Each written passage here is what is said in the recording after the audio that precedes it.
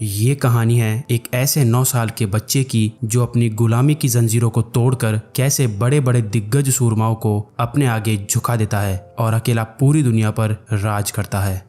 कहानी की शुरुआत साल 1172 से होती है, जहां हम अभी के नॉर्थ वेस्टर्न चाइना के इलाके को देखते हैं, जिसे उस समय टेंगोट किंगडम कहा जाता था। यहाँ बहुत सारे मंगोलियन ट्राइब्स के ग्रुप्स रहते थे, जिनके लीडर्स को खान कहते थे। इन ट्राइब्स के खानों की आपस में बिल्कुल भी नहीं बनती थी, क्योंकि सभी को पावर की भूख थी, जिसके कारण इनके बीच अक्सर लड़ाइयाँ होती, जिसमें दोनों तरफ के कई लोग मारे जाते थे। मंगोलों की दुनिया में कोई नियम कानून नहीं होते थे, इसलिए इन्हें एक सुप्रीम खान की सख्त जरूरत थी, ताकि ये सभी लोग एकजुट होकर रह सके। अगले सीन में हमें एक आदमी को दिखाया जाता है जिसका नाम यसुई था। यसुई चाइना के वेस्ट साइड का एक छोटा मोटा खान था। यसुई अपने आदमियों और अपने बेटे तैमुजिन के साथ एक सफर पर निकला था, ताकि वो अपने बेटे के लिए पत्नी ढूंढ सके। रात होते ही वो आराम करने के लिए अपने दोस्त की ट्राइब पर रुक जाते हैं। तभी सुबह जब तैमुजिन अपने घोड़े पर रस्सी बांध रहा होता है, तो उसके पास एक लड़की आती है जिसका नाम बोटे था। वो उससे उसका नाम पूछती है और यहाँ आने का कारण पूछती है, जिस पर तैमुजिन उसे अपना नाम बताता है और कहता है कि वो अपने पिता के साथ उसके लिए अच्छी वाइफ ढूंढने आया है। तभी बोटे उसे कहती है कि तुम्हें मुझसे ही शादी करनी चाहिए, और ये कहकर वहाँ से भाग जाती है।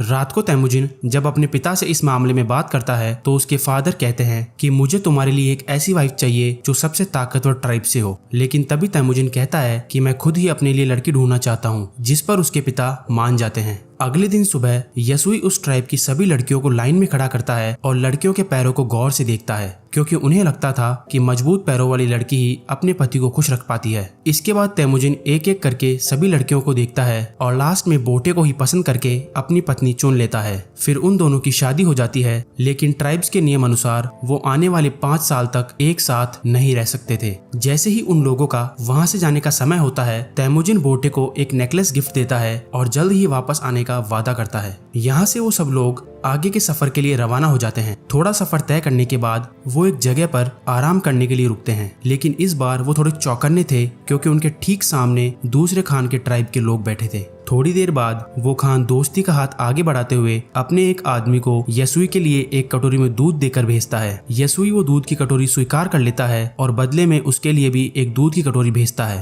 तभी यसुई के आदमी यसुई को वो दूध खुद पीने से पहले अपने किसी नौकर को पिलाने के लिए कहते हैं, लेकिन यसुई ऐसा नहीं करता और दूध पी जाता है, ताकि उस सामने वाले खान का विश्वास बना रहे। दूसरी तरफ का खान भी यसुई का भिजवाया हुआ दूध पी जाता है। कुछ समय बाद जब वो आगे का सफर जारी रखते हैं, तो अचानक रास्ते में यसुई के सीने में बहुत तेज दर्द होने लगता है, जिसके कारण वो अपने घोड़े से नीचे गिरकर मर जाता है। ये साफ था कि उस खान ने यसुई की ईमानदारी का फायदा उठाया और भिजवाए हुए दूध में जहर मिला दिया। तभी तैमुजिन अपने पिता के पास जाता है, लेकिन उसके साथ वाले लोग वहाँ से जाने की तैयारी कर लेते हैं, क्योंकि ट्राइब्स की परंपरा के मुताबिक उन्हें किसी ताकतवर और मजबूत लीडर को ही फॉलो करना चाहिए। जिसके बाद तैमुजिन अपनी माँ के साथ अपने पिता का अंतिम संस्कार करता है। अगले सीन में हमें दिखाया जाता है कि यसुई का सबसे खास सैनिक टारगुटाई यसुई की बहुत सारी भेड़ बकरियों और उसके घर पर कब्जा कर लेता है, जिससे गुस्से में आकर तैमुजिन की माँ उसे बद्दुआ देते हुए कहती है कि तुम्हारी मौत मेरे बेटे के हाथों ही लिखी है, याद रखना। टारगुटाई ये सुनकर चिंता में पड़ जाता है, इसलिए वो उसी समय तैमुजिन को मारने का फैसला करता है। लेकिन मंगोलों के रीति रिवाज के अनुसार किसी को मारने से पहले वो उसकी हाइट को अपने रथ के पहिए से नापते थे और कभी भी बच्चों को नहीं मारते थे। जब टारगुटाई तैमुजिन की हाइट नापता है, तो उसकी हाइट कम होने की वजह से वो बच जाता है। तभी टारगुटाई तैमुजिन की माँ को कहता है कि वो अगले साल जब तैमुजिन की हाइट और उम्र दोनों बढ़ चुकी होगी, तो वो उसे मारने जरूर आएगा। जब सर्दी आ जाती है, तो तैमुजिन के पास छिपने के लिए कोई जगह नहीं होती।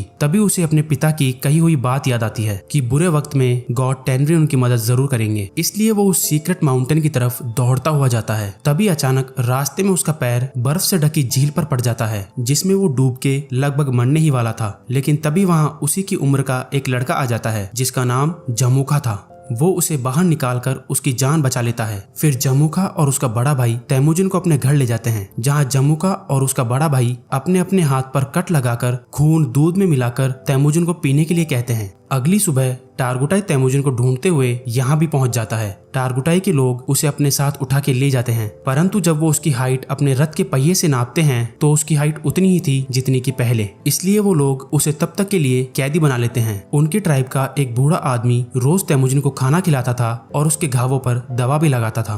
तभी वहाँ बारिश होने लगती है और सभी लोग अपने अपने घरों में भाग जाते हैं। इसी चीज का फायदा उठाते हुए वो बूढ़ा आदमी तैमुजिन को टारगुटाई के बंधन से मुक्त कर देता है। अपने गले में उस लकड़ी के फंदे को लटकाते हुए तैमुजिन वहाँ से भाग जाता है। वो कैसे भी करके उस पहाड़ तक पहुँचने की कोशिश करता है जहाँ गॉड टेनरी रहते हैं। गॉड टेनरी के पास पहुंचते ही वो अपनी इच्छा मांग रहा होता है, पर अचानक उसे एक सफेद भेड़िया दिखता है, जिसे देखते ही तैमुजिन के गले में फंसा फंदा अपने आप खुलकर नीचे गिर जाता है। अगले सीन में हमें साल 1186 में ले जाया जाता है। तैमुजिन अब बड़ा हो गया है और एक नौजवान लड़का बन चुका है, पर अंतर कुछ भी नहीं है, वो अब भी टारगुटाई के लोगों से बचकर भाग रहा है। तभी एक दिन वो उसे ढूंढ ही लेते हैं और वापस उसे उसी लकड़ी के फंदे से बांध देते हैं जिससे उसे बचपन में बांधा गया था। टारगुटाई उसे तड़पा तड़पा कर मारना चाहता था, पर तैमुजिन ऐसा कुछ भी करने से मना कर देता है और खुशी खुशी मरने के लिए तैयार हो जाता है। फिर हम देखते हैं कि वो बूढ़ा आदमी अभी तक जिंदा है और वो उसे पानी पिलाता है। उसी दिन रात को जब सब लोग अपने अपने कामों में व्यस्त थे, तभी टारगुटाई तैमुजिन से बात करने आता है। इससे बढ़िया मौका दोबारा नहीं मिलेगा, ये सोचकर तैमुजिन उसी लकड़ी के फंदे से उसे मारकर वहां से फरार हो जाता है। अब वो खान बनने के लिए बिल्कुल तैयार था। पहले वो अपनी बचपन की वाइफ बोटे से मिलने जाता है। बोटे अब बड़ी हो चुकी थी और खूबसूरत भी। तैमुजिन बोटे को वहां से लेकर अपनी माँ और बहन के पास जाता है। दोनों उन्हें देखकर बहुत खुश होती है। कई दिनों तक अब वो अपनी जिंदगी सुखी होकर जीते हैं। पर संकट एक दिन आ ही जाता है जब इन लोगों पर मरकीट ट्राइब के लोग हमला कर देते हैं। कई सालों पहले तैमुजिन के पिता ने इस मरकीट ट्राइब के खान की माँ को किडनैप किया था। इसी बदले की आग को बुझाने के लिए वो लोग अब यहाँ बोटे को किडनैप करने आए थे। तैमुजिन और बोटे वहाँ से भागने की पूरी कोशिश करते हैं। मरकीट खान बोटे को अपनी वाइफ बनाना चाहता है, इसीलिए वो उसे किडनैप कर लेता है। अब वहीं दूसरी तरफ तैमुजिन अपनी वाइफ को वापस लाने की कसम खा लेता है, लेकिन वो अकेला ही ये काम करने के लिए काफी नहीं था। इसलिए वो अपने खून वाले भाई जमुखा के पास जाता है और उससे मदद मांगता है, क्योंकि जमुखा भी अब एक दमदार ट्राइब का खान बन चुका था। जमुखा हमला करने के लिए तैयार था, लेकिन वो 1 साल का समय मांगता है। धीरे धीरे करके 1 साल का समय भी निकल जाता है। अब वो दोनों भाई अपनी सेना लेकर मरकीट ट्राइब पर धावा बोल देते हैं। मरकीट ट्राइब के सभी लोगों को मारने के बाद वो उनका जरूरी सामान अपने अंडर में ले लेते हैं। वहीं तैमुजिन बोटे को एक टेंट में देखता है जो कि अब प्रेग्नेंट हो चुकी थी। उसके बावजूद भी वो उसे अपना लेता है। उसी रात ये लोग अपनी शानदार जीत का जश्न मनाते हैं। जब वो लोग तैमुजिन को सामान आपस में बांटने के लिए कहते हैं, तो तैमुजिन सिर्फ 10% सामान ही अपने पास रखता है और बाकी 90% लड़ाई में मरे लोगों के परिवार वालों में बांट देता है। जमुखा की ट्राइब के 2 लोग उससे प्रभावित होते हैं और तैमुजिन के साथ जुड़ जाते हैं। अब चूंकि मंगोल अपना खान खुद चुन सकते हैं, इसलिए जमुखा भी कुछ नहीं कर सकता था। लेकिन ये सब देखकर जमुखा के मन को ठेस पहुंचती है और वो तैमुजिन को अपना दुश्मन मानने लग जाता है। अगले सीन में जमुखा के आदमियों को तैमुजिन के आदमी घोड़े चुरा कर ले जाते हुए देख लेते हैं। तैमुजिन के आदमी गुस्से में आकर उन्हें मारना शुरू कर देते हैं, लेकिन पास जाकर देखने पर उन्हें पता चलता है कि मरे हुए लोगों में से एक जमुखा का भाई है। जैसे ही ये खबर जमुखा तक पहुंचती है, वो तैमुजिन का कार्यक्रम समाप्त करने का प्रण लेता है। वो आसपास के और ट्राइब्स के खानों से हाथ मिला लेता है और तैमुजिन के ट्राइब पर हमला कर देता है। तैमुजिन को पता था कि वो ये जंग इतने कम सैनिकों के साथ नहीं जीत पाएगा, इसलिए वो अपने ट्राइब के बच्चों और औरतों को वहां से भेज देता है और बाकी लोगों को लड़ने के लिए कहता है। तैमुजिन लड़ने के बावजूद भी ये जंग हार जाता है। वो तैमुजिन को गिड़गिड़ाते हुए देखना चाहता था, इसलिए वो उसे किसी और ट्राइब के लोगों को बेच देता है, जो कि बहुत दूर तक उसे रेगिस्तान में पैदल चलवाते हैं। बहुत दूर तक चलने के बाद वो लोग एक शहर में पहुंच जाते हैं जहां टेंगुट डायनेस्टी का राज था। वो तैमुजिन को जमीन पर बिठाते हैं ताकि दूसरे लोग उसे खरीद सके। एक दिन इस डायनेस्टी का राजा इसी बाजार में आया हुआ था और तैमुजिन को देखने के बाद वो उसे खरीदने के लिए राजी हो जाता है, लेकिन राजा के लोग उसे तैमुजिन को खरीदने से मना करते हैं, परंतु फिर भी वो तैमुजिन को खरीद लेता है। अगले सीन में वो तैमुजिन को एक काल कोठरी में कैद करते हैं जो कि शहर के बीचों बीच थी, ताकि जो लोग वहां से गुजरे वो उसे देखकर जोर जोर से हंस सके। इस काल कोठरी में रोज एक मॉन्क आता था जो तैमुजिन से माफी मांगता था। एक दिन तैमुजिन बुद्धिस्ट मॉन्क के सामने एक शर्त रखता है कि अगर तुम मेरी पत्नी को ढूंढोगे तो मैं भविष्य में इस गाँव को बिल्कुल भी नुकसान नहीं पहुँचाऊंगा। इसके बाद वो बुद्धिस्ट मॉन्क रेगिस्तान के रास्ते से होते हुए बोटे को ढूंढने निकल जाता है, लेकिन क्योंकि बुद्धिस्ट मॉन्क बूढ़ा था और गर्मी भी तेज थी, जिसके कारण वो मर जाता है। जब बोटे वहां से गुजर रही थी तो उसे बुद्धिस्ट मॉन्क के पास से वही नेकलेस मिलता है जो उसे तैमुजिन ने दिया था और वो समझ जाती है कि तैमुजिन अभी भी जिंदा है। ये देखते ही वो शहर की ओर निकल जाती है, जहाँ वो देखती है कि तैमुजिन एक पिंजरे में कैद है।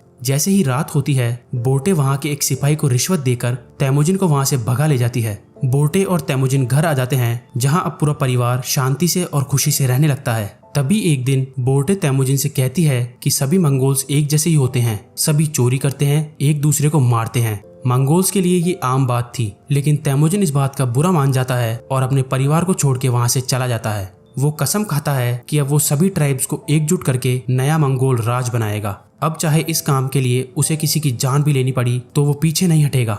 यहाँ से सीन कट होता है और हम साल 1196 में पहुंचते हैं, जहां अब तेमुजिन ने सभी ट्राइब्स को एकजुट करके मंगोलों की एक बड़ी सेना बना ली है। अब उसके राजा बनने के रास्ते में सिर्फ एक ही रुकावट है और वो है उसका भाई जमुखा। जमुखा के पास भी बहुत बड़ी सेना थी और वो दोनों अपनी पूरी सेना के साथ लड़ाई करने के लिए मैदान में उतर चुके थे।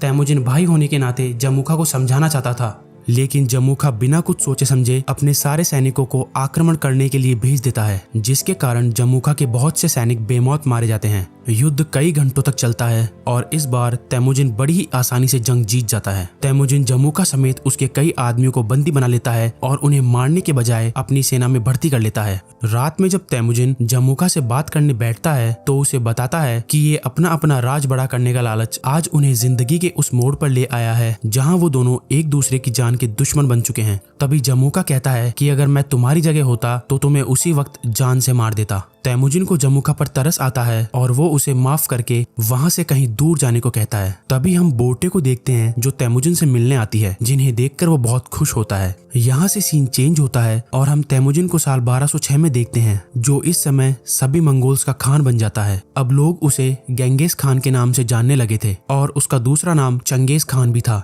इसके बाद उसने पूरे के पूरे टेंगुट साम्राज्य का खात्मा कर दिया था।